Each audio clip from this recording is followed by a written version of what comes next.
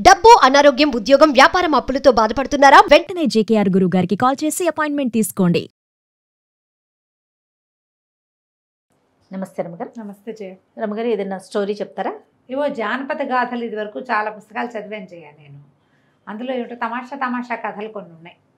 నల నీల కథ బాగుంటుంది. ఈ మిగిలిన కథలు కూడా బాగానే ఉన్నాయి కానీ కొంచెం ఏదో విపరీతాలుగా అనిపించింది. ఇది కాస్త మామూలుగా ఉంది.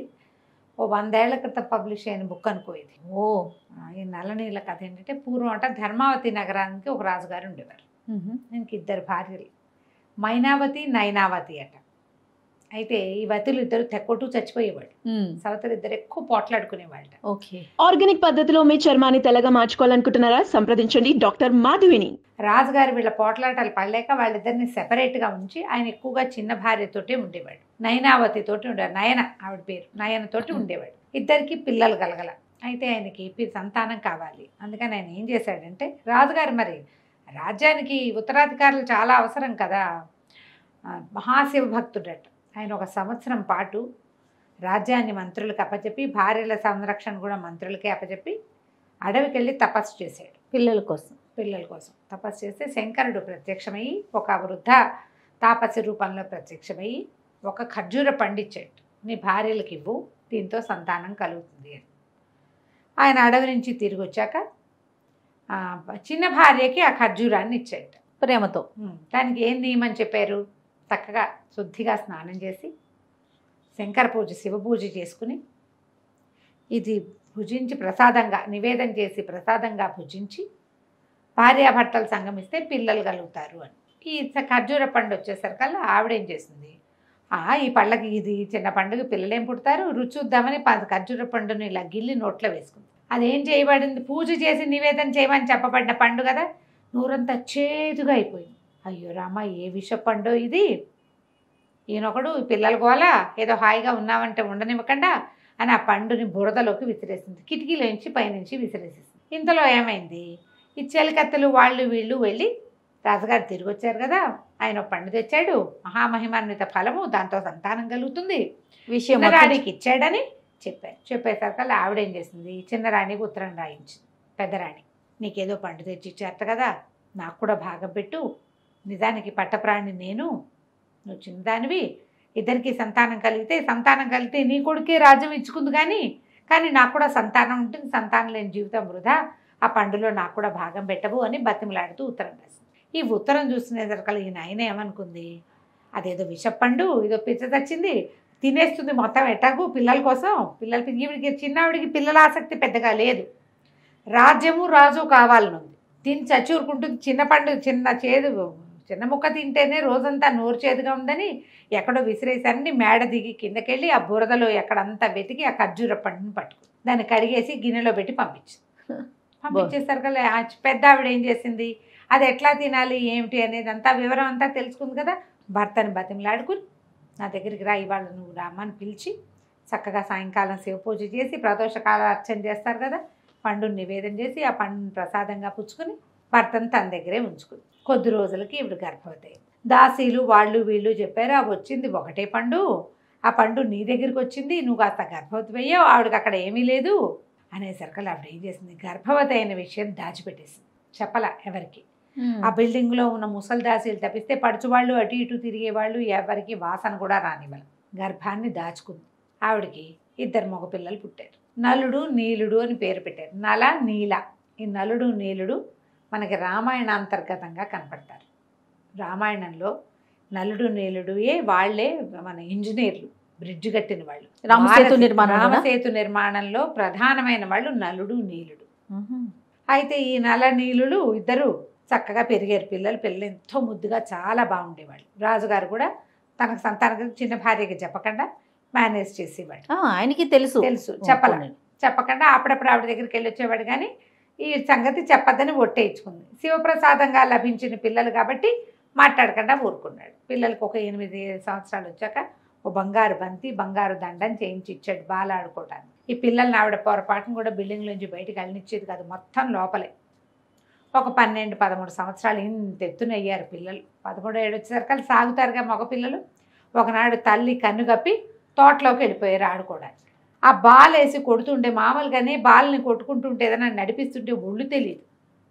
తమ తోట హద్దులు దాటేసి చిన్న రాణి తోట హద్దుల్లోకి వెళ్ళిపోయారు. ఆ రాణిగారు పైన నిలబడి చూస్తుంది. ఎవరో ఇంతంత పొడుగున సన్నగా చువ్వలల్లే ఉన్న ఇద్దరు మగపిల్లలు తిరుగుతుండేసరికి ఆవిడకి పిచ్చి సరదా వచ్చింది. వాళ్ళని చూసేసరికి వాళ్ళు పిల్లల్లా కాకుండా కుర్రాళ్ళల్లే కనపడ్డారు. మనమే చూస్తూ ఉంటే ఒక రకం, సడన్గా మన చిన్నప్పుడు ఒక నెల పిల్లాడిని చూసి వాడికి 15 ఏళ్ల వాడిని చూస్తే ఆశ్చర్యంగా ఉంటుంది. కుర్రాడని తెలుస్తుంది, పిల్లాడు అనిపించదు. ఈవిడ కూడా అలాంటి భావాలే కలిగి దాసీలను ఎవరినో పిలిచి వస్తే ఆ బంతి లోపల లాక్కొచ్చేసేయండి అని బంతి లోపలికి తెప్పించి ఈ పిల్లలిద్దరిని లోపలికి ఆ బంతి కోసం వాళ్ళు లోపలికి వచ్చేలాగా చేసి లోపలికి వచ్చేసరికల్లా పిల్లలు ఎంత బాగున్నారో, నాకు ఇట్లా చిన్నపిల్లలంటే ఎంతో ఇష్టం, మీ వయసు మగపిల్లలు చూసి ఎన్నాళ్ళు అయింది, నాతో స్పెండ్ చేయండి అని అడిగింది.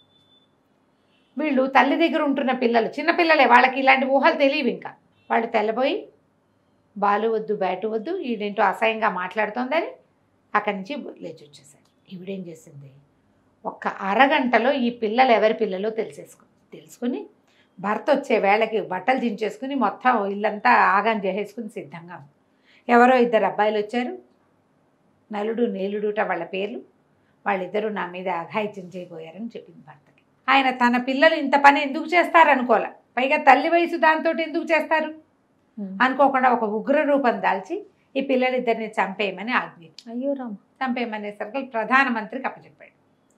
ఈ పిల్లలిద్దరిని బట్టిన రాణి గోలుమని ఏడ్చి మొత్తుకుంది. ఇక మొత్తుకున్నా ఏమీ లాభం లేదు. ఆ పిల్లలిద్దరిని తీసుకుపోయారు. చెరో గుర్రం ఎక్కించి అడవిలోకి తీసుకెళ్ళి తలకాయలు నరికేయమన్నారు. గుర్రాలు ఎక్కించుకుని వెళ్తుంటే ఆవిడ ఎంత ఏడ్చిందో.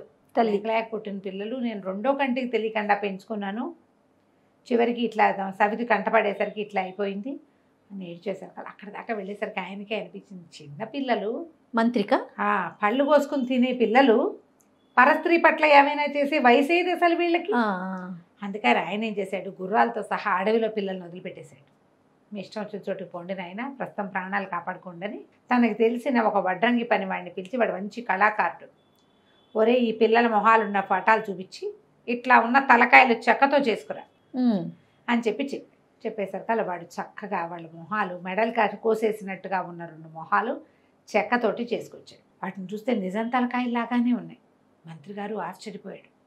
అమ్మో ఇదేమిటి ఇవి ఇలా ఉన్నాయంటే వాడు నీళ్లలో ముంచి చూపించాడు, ఇవి రంగేసినవేనండి, ఏం భయం లేదని. అక్కడి నుంచి ఈయన ప్రధానమంత్రి ఏం చేశాడు, ఈ 2 తలకాయలు తీసుకెళ్ళి రాజుగారికి ఆ మైనావతి నైనా 2వది రాణి ఉంది కదా నైనా అక్కడికి తీసుకెళ్ళి చూపించేసరికి ఆవిడ ఆనందం పట్టలేక నన్ను కాదన్న వాళ్ళ శాస్త్రి ఇలాగే చేస్తానని వాటి కాళ్ళతో తొక్కి చెరువులో విసిరేయిస్తే పిల్లల తలకాయలు చెరువులో విసిరేయబడ్డాయని ఈ మైనావతి ఉంది కదా పెద్దరాణి, ఆవిడ దాసీల్ని పంపించి ఆ తలకాయలు తెప్పించుకుంటే ఆ తలలు చూస్తే వాళ్ళకి తెలిసింది, అమ్మా ఇవి చెక్క తల్లమ్మా, ఆవిడ కోపంలోనూ ఉద్రేకంలోనూ చూసుకోలేదు, పిల్లల తలకాయలు కానే కావు ఇవి, ప్రధానమంత్రి ఏదో చేసుంటాడమ్మా, పిల్లల్ని తప్పించుంటాడు, నువ్వేం భయపడద్దని దాసీలు ఈవిడికి ధైర్యం చెప్పారు. ఆవిడ ఆ పిల్లల కోసం ఏడ్చుకుంటూ ఇక్కడ ఇట్లా ఉండిపోయింది. ఈ అడవిలో వదిలిపెట్టిన పిల్లలు అలా గుర్రాలు వేసుకుని ఎక్కడెక్కడెక్కడెక్కడికో వెళ్ళిపోయారు. వెళ్తే ఏమైంది, పెద్దవాడేమో దారి ఏదైనా కనపడుతుందేమో చూసొస్తాను, మంచినీళ్ళు కనపడతాయేమో చూసొస్తానని నలుడు కాస్త బయటికి వెళ్ళాడు, అటు ఇటు వెళ్ళాడు. ఈ నీలుడు ఏం చేశాడు, చీకట్లో కూర్చొని భయం వేసింది వాడికి. భయం వేస్తుంటే ఇంకా శివుడిని ప్రార్థించడం మొదలుపెట్టాడు. శివ ప్రార్థన బాగా అలవాటు చేసింది. ఈ శివుడు రాత్రి 12 గంటల వేళ భగవంతుడు ఏం చేస్తాడు, పరమేశ్వరుడు శ్మశానవాసిగా తిరుగుతూ ఉంటాడు కదా, ఈ పిల్లాడికి సంతోషాన్ని కలిగించడం కోసం ఒక వెలుగుని సృష్టించి పంపించాడు. అక్కడ అగ్ని మంట కనపడేసరికి ఆ పిల్లాడు చలిగా ఉంది, వెలుగు కావాలని దాని మీద ఆ చితుకులు ఈ చితుకులు వేసి మంటని పెద్దది చేశాడు. మంట పైకి లేచేసరికి అలా ఒకటి చెట్టు కింద కూర్చున్నాడు. ఆ చెట్టు మీద పగిడి కంటెలు అని రాస్తారు, 2 పిట్టలు పైన బంగారు రంగులో ఉంటాయట. చెట్టు మీద కూర్చుని ఆ పొగకి వాటి కళ్ళు పోయినాయి. అయ్యో పోయేసరికల్లా ఆడ పగిడి కంటే ఏం చేస్తుందంటే ఆ నిప్పులోకి దూకేస్తూ, ఈ దుర్మార్గుడు ఎవడో ఈ పని చేశాడు, నన్ను తిన్నవాడు 12 ఏళ్ళు నానా కష్టాలు పడతాడు అని నిప్పులోకి దూకేసి, మొగది మాత్రం ఏమందిట, నువ్వు నేను ఓసారే చచ్చిపోయే అవకాశం ఇచ్చిన వాడు ఎవడో బంగారు కొండ, నన్ను తిన్నవాడు రాజు అవుతాడని నిప్పుల్లోకి దూకింది. ఈ పైనుంచి నిప్పుల్లో పడ్డ ఈ 2 పక్షుల్ని చూశాడు ఈ పిల్లాడు. ఇక్కడ కూర్చుని ఉన్నాడు కదా నీలుడు, వాడేం చేశాడు, అబ్బో చక్క వాటంతా అవే పడ్డాయి, ఆహారం సరిపోతుందని ఆ కాలిపోయిన పక్షి పై ఇదంతా ఈకలన్నీ తీసి బాగా పక్వంగా అయిన ఆడపక్షి మాంసాన్ని వాడు తిన్నాడు. మగ పక్షిని అన్నయ్య కోసం అట్టు పెట్టాడు నలుడికి. నలుడు అదంతా తిరిగి వచ్చి వాడు వచ్చి కూర్చుని తిన్నాడు. ఇద్దరు ఆ చెట్టు బోధకు ఆనుకున్నారు. ఆ వెలుగు కనపడుతూనే ఉంది, నిద్రపోతున్నారు. తెల్లవారుజామున వీడికి దాహం వేస్తుంది. చిన్నోడికి పెద్దవాడికి అదే బయటికి వెళ్ళి వచ్చాడుగా, మగపక్షిని తిన్నవాడికి నలుగురికి. దాహంగా ఉంది. దాహం వేస్తుంది. సరే ఏం చేశాడు, లేచి మరి మంచినీళ్ళు తాగొద్దామని ఎక్కడున్నాయో నీళ్లు వెతుక్కుంటూ పోయాడు. దారి తప్పేశాడు. నడిచి నడిచి నడిచి నడిచి ఒక గ్రామపు శివార్లకి చేరాడు. చేరితే ఆ గ్రామం ఒక నగరానికి మొదటిది. అది బేబంది నగరం అని ఒక నగరం అట. ఆ నగరానికి రాజుగారు చనిపోయాడు. రాజుకు ఒక కూతురు ఉంది, సుజన, ఆవిడ పేరు సుజన అబాయోను ఏదో రాస్తారు. అయితే వాళ్ళు ఏమనుకున్నారు, ఈ రోజున నగర ప్రవేశం చేసిన వాడిని రాజుని చేసుకుందాం అనుకున్నారు. ఈ కథలు చాలా వింటాం మనం. అవును. అయితే ఈ పిల్లాడు ఏం చేశాడు, నగరంలోకి ప్రవేశించేసరికి అలా గ్రామం కనపడేసరికి వాడు తమ్ముడిని మర్చిపోయాడు. వెళ్ళొచ్చులే అనుకున్నాడు. లోపలికి వెళ్ళాడు. లోపలికి వెళ్ళేసరికి అలా సరే అంతా దండోరాలు అవి వినపడుతున్నాయి. తర్వాత ఏమో ప్రజలు చాలామంది నడిచొస్తున్నది కనపడుతుంటే ఈ పిల్లాడు ఆ ఊరేగింపుగా వస్తున్న దానికి ఈ నలుడు ఎదురెళ్ళాడు. వెళ్ళేసరికి ఆ పెద్ద భద్రగజం ఒకటి నడిచొస్తుంది. చూస్తూ ఉంటే ఆ భద్రగజం ఏం చేసింది, దాని మీద ఒక దండ వేశారు. ఆ దండ ఎత్తి ఈ నలుడు మెళ్ళ వేసి వేయంగానే అందరూ ఆశ్చర్యపోయారు. ఆహాహా అని చప్పట్లు కొట్టారు. ఈ అబ్బాయి తెల్లబోయాడు. ఈ కుర్రాడు రాజకుమారుడి బట్టల్లోనే ఉన్నాడు. ఒక రోజేగా అయ్యింది వాళ్ళు ఊరి నుంచి వచ్చి. 14 ఏళ్ళ వాడు. ఆయనకు రాజుగారికి ఉన్న కూతురు ఒక 8-9 సంవత్సరాల పిల్ల. ఆ పిల్లని ఇచ్చి పెళ్లి చేసి ఇతన్ని రాజుని చేసేసుకున్నారు. రాజుని చేశారు. ఈ అబ్బాయికి 14 ఏళ్ళ 9 ఏళ్ల పిల్ల. ఆ పిల్ల వివాహం అయిపోయింది. రాజునిగా ఉండిపోయాడు. చేసేసారు వాడిని. ఆ రోజే పట్టం ఎక్కిచ్చేశారు. ఈ లోపల ఈ నగరంలో ఈ అడవిలో ఉండిపోయిన నీలుడు ఏం చేశాడు, పొద్దున్న లేచి చూస్తే అన్నయ్య కనపడక సరే ఏం చేశాడు, తన గుర్రము ఉంది, అన్నయ్య గుర్రము ఉంది. ఆ గుర్రాలు రెండింటిని చేత్తో పుచ్చుకుని ఒక గుర్రం ఎక్కి రెండవ గుర్రాన్ని తన వెంట పెట్టుకుని నడిచి వెళ్ళటం మొదలుపెట్టాడు. ఆ దారి బేబంది నగరానికే దారి తీస్తుంది. ఓకే. ఆ నగర శివార్లు కనపడ్డాయి, గ్రామ శివార్లు నగర శివార్లు కనపడ్డాయి.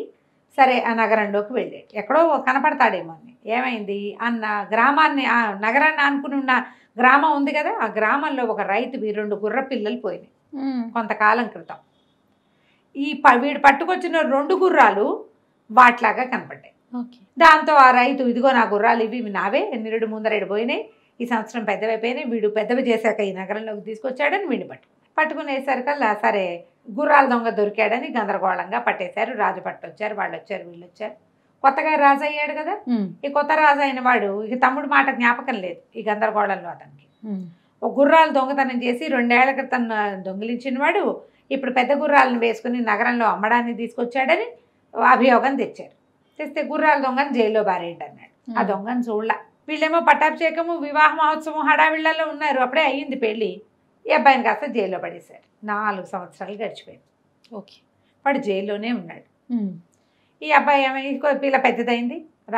యువరాణి 19 ఏళ్ళ 10 ఏళ్ళ ఉన్నాయి కదా పెళ్ళి, పెద్దదైంది. ఈయన ఇంకొంచెం పెద్దవాడు అయ్యాడు. సరే ఏదో పుంసమనం అవి ఇవి కథలు జరిపితే ఏమైంది, ఆ అమ్మాయి ఏమంది, మా నాన్న వివాహం అప్పుడు నాకు రత్నాల హారాలు అవి చేయిస్తామన్నాడు. అదేదో ఇంకొక తమాషా పేరు చెప్తారు, ఒక నగరం, ఆ నగరంలో అద్భుతమైన వజ్రాలు దొరుకుతాయి, ఆ రత్నాలతోటి నాకు నగలు చేయించి పెట్టు, వివాహం అప్పుడు అన్నాడు. ఆయన కాస్త మరణించాడు, మన వివాహం కూడా అర్జెంటుగా జరిగిపోయింది, రేపు కుమారుడితో కలిగే నాటికి ఆ రత్నాల హారాలు పెట్టుకోవాలి నేనని అడిగేసరికి సరే ఈయన కొంతమంది వర్తకులను పిలిపించి బేజువంతి నగరమో ఏదో నగరం పేరు, ఆ నగరంలో ఉన్న రత్నాలు కొనుక్కొచ్చి రాణిగారికి నగలు చేయించి పెట్టండి అన్నాడు. అనేసరికల్లా సరే వాళ్ళు దాన్ని అది ఎట్లా వెళ్ళాలి, దానికి పడవ మీద వెళ్ళాలి, గంగా నది దాటాలట. ఈ వర్తకులు ఏం చేశారు, సరే ప్రయాణం అయ్యారు, బయలుదేరుతామని. ఇక పడవలు ఎక్కేసరికల్లా పడవ కదలలేదట. ఎందుకు కదలలేదని గంగ పూజలు అవి ఇవి జరిపితే ఒకడికి శివం వచ్చి నరబలి అడిగిందట గంగ. అడిగేసరికల్లా వ్యాపారస్తులంతా మళ్ళీ రాజుగారి దగ్గరకు వచ్చారు. నరబలి అడుగుతుందండి గంగా నది, ఎవరినైనా బలిస్తే అప్పుడు ప్రయాణం సాగుతుంది. మన రాజ్యంలోకి రాణిగారికి కావాల్సిందే కాకుండా వ్యాపారం కూడా సాగుతుంది, రత్నాల వ్యాపారం మంచిదే కదా, రాజ్యానికి అవసరం. ఈయన ఏమన్నట్టు బాగా ఆలోచిస్తే ఎవరిని ఇవ్వాలి ఏంటంటే వీళ్ళలో పక్కనుండే అంగరక్షకులు సైనికులు వాళ్ళు ఉంటారు కదా, అమాత్యులు, వాళ్ళు అన్నారు ఎప్పుడు 3-4 ఏళ్ల నాడు గుర్రాల దొంగ ఒకడిని తెచ్చామండి, వాడు యువకుడు, వాడిని బలిస్తే గంగమ్మ శాంతిస్తుంది, వాడిని తెప్పించి ఇవ్వండి అంట. గుర్రాల దొంగకి 7 ఏళ్ళో 8 ఏళ్ళో శిక్ష. ఆ ఊళ్ళో దొంగతనాలకి అంత శిక్షలు ఉన్నాయన్నమాట. మరి ఆ అబ్బాయిని పిలిపించి వాడిని పడవెక్కించారు.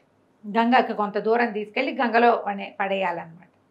అయితే అది వీళ్ళకి వెళ్తూ ఉంటే వాడికి ఏమనిపించింది, వీళ్ళు తను చంపేస్తారనిపించింది. వాడు శివుడికి ధ్యానం చేసుకోవటం మొదలుపెట్టాడు. ధ్యానం చేసుకుంటూ ఉంటే వీడు ఎక్కిన తర్వాత ఏమన్నాడు, నన్ను నడపనివ్వండి, నేను నడిపితే పడవ కదులుతుంది అని చెప్పేసరికి వాళ్ళు అన్నారు, నువ్వు నడిపితే పడవ కదిలితే ఓకే, పడవ కదలలేదనుకో నేను మన గంగలో పడేస్తాం అనేసరికి ఒప్పుకున్నాడు. సరే మొత్తం సంబారాలన్నీ పడవలో చేర్చారు. తెడ్లేస్తే వీడు తెడ్డేసేసరికల్లా నా పడవ నడవటం మొదలుపెట్టింది. గంగాదేవి కదా, శివుడిని ప్రార్థిస్తున్నాడు కాబట్టి ఆవిడ ఒప్పుకుంది. గంగ నడవటం మొదలుపెట్టింది. సరే ఆ బేజుబంతి నగరం, ఆ నగరానికి చేరారు. ఈ వర్తకులు వజ్రాలు అవి కొంటాం, రాణిగారికి కావాల్సిన నగలకి పెద్దవి చిన్నవి కెంపులు అవి ఇవి కొంటాం. కొనుక్కుని తమ కూడా వ్యాపారానికి అన్నీ కొనుక్కుంటున్నారు. ఆ నగరంలో ఒక విచిత్రం ఉంది. ఆ నగరపు యువరాణి పేరు కమలాబాయి. ఈ కమలకి ఏంటంటే ఆవిడ చుట్టూతా 5,000 తేనెటీగలు తిరుగుతూ ఉంటాయట. ఈ 5,000 తేనెటీగలు తిరుగుతూ ఉంటాయి ఆవిడ చుట్టూతా. ఆవిడేం కుట్టవు, ఆవిడ చుట్టూతా రక్షణగా అండి. ఆవిడకి అలాంటి వరమో శాపమో ఒకటి ఉంది. అయితే ఈ అమ్మాయికి పెళ్లి సంబంధాలు చూస్తుంటే ఎవరితో నా ఈగలు ఎవరి చుట్టూ తిరుగుతాయో వాడిని పెళ్లి చేసుకుంటానని చెప్పిందట ఆవిడ. ఆ ఈగలు ఆవిడ వెంటబడి వెంటను వదిలిపెట్టి వెళ్ళేవే కాదు. ఈ వర్తకులు నగరంలో తిరుగుతూ ఉంటే వాళ్ళతో పాటే ఈ చిన్న కుర్రాన్ని కూడా నీళ్ళుండి కూడా తిప్పుకుంటున్నారు. వాడు బందీ కదా, అక్కడి నుంచి ఎందుకు తెచ్చారు వాళ్ళు, జైల్లో ఉన్నవాడిని మళ్ళీ జైల్లో పంపించాలిగా, వాడే నడపాలి పడవ. అదే ఆ తిరుగుతూ ఉంటే ఈ యువరాణి ఏం చేసిందట, ఓ బట్టల వ్యాపారస్తుంది ఎవరిదో షాపు ఇనాగరేషన్ లాంటిది యువరాణి వచ్చింది. ఆవిడతో పాటు ఆవిడ 5,000 ఈగలు జుమ్మంటూ ఆవిడ వెనకాలే వెళ్తుంది.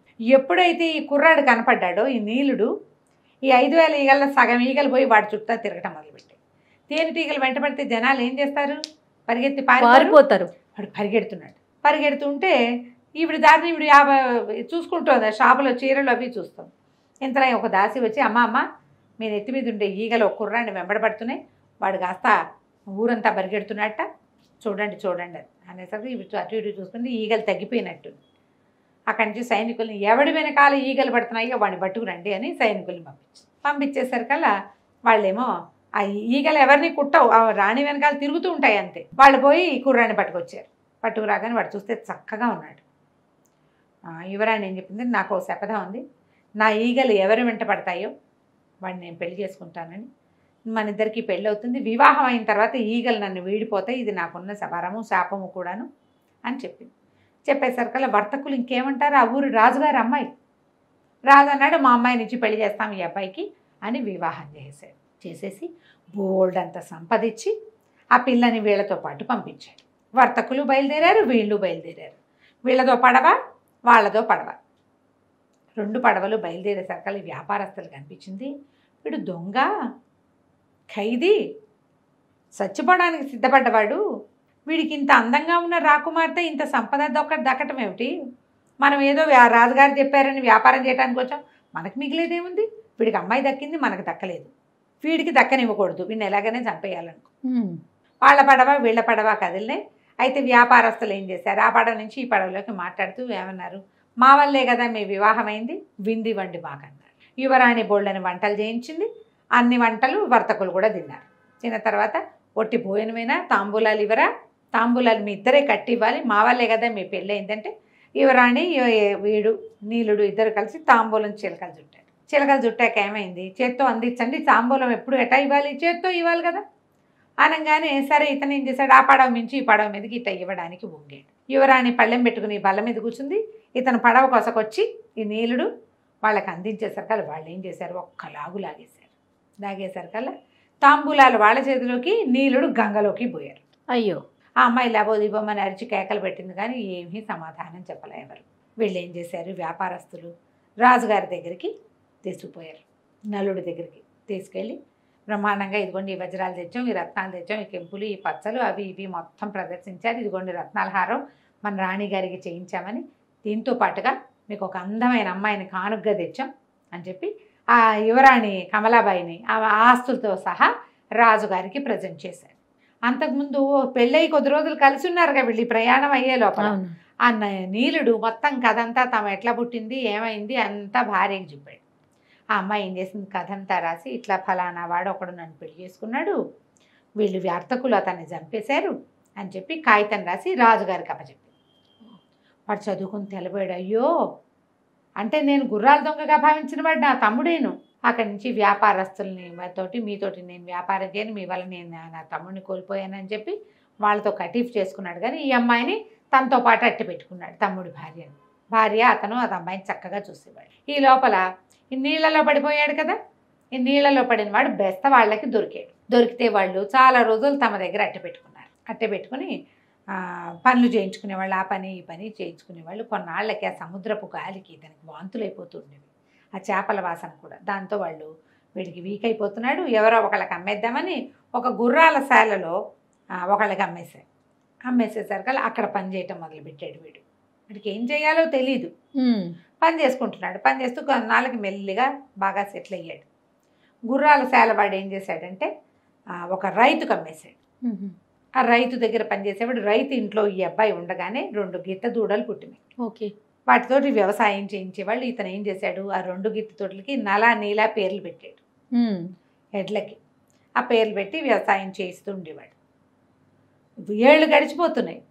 అయితే రోజులు గడిచే కొందికి ఇతనికి ఆ భార్య, ఆ అమ్మాయి, అన్నయ్య వీళ్ళు గుర్తు రావటం మొదలుపెట్టారు. ఎన్నాళ్ళు ఈ జీవితం ఏమిటి, ఇట్లా చచ్చిపోకూడదు, ఏదో రకంగా బతికి ఉండాలి. కానీ ఇంక ఇతనికి ఇక్కడ ఉండబుద్ధి కాక ఏం చేశాడంటే ఎడ్లకి నమస్కారం చేసి వెళ్ళిపోయాడు అక్కడి నుంచి. ఒక ఏక్తారా మెట్టు సన్యాసి బట్టలు వేసుకుని నల నీలా గాథని ఒక పాటలాగా రాసి పాడుకుంటూ తిరుగుతూ ఉండేవాడు.